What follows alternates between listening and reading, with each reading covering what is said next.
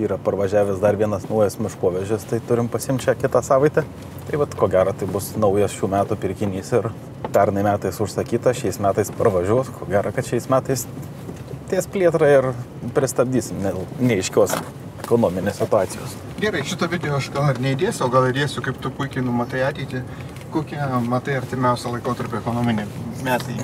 Du metai turėtų būti nelengvi, manau, visiems. Absoliučiai. Ir mes filmuojame dabar... 23.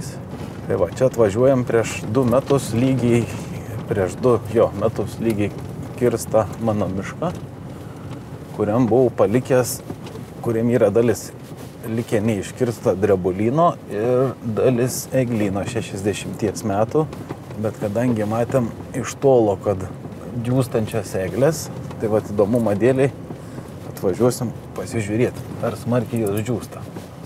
Mano istorijoje buvo, kad nupirkau eglyną, 1000 kubų, buvau jame birželio mėnesį, tada buvo tik tais keli pažeisti medžiai išdžiūvę.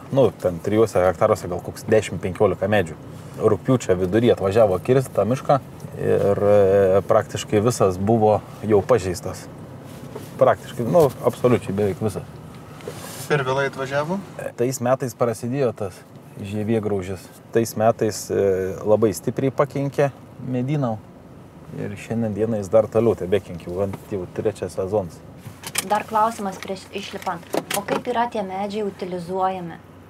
Tai iškertam, ištraukiam, išvežam iš jų kažkokią pagamino produkciją. Ar tai granulės, ar tai plokštės.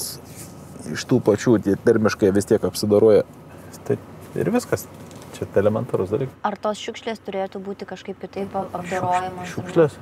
Tarkim, nuo žievės, ar ne? Žievės, jos ir yra panaudojamas, ta prasme, kūrenimui, katiliniam. Arba, pavyzdžiui, pušų žievė yra naudojama mulčiavimui. Pjauna rastus, bet čia nesu eglė susiję, pjauna rastus lempjuvai, o prieš pjaunant rastus juos nužievina, pasidaro pušies mulčas, iš pušies žievės.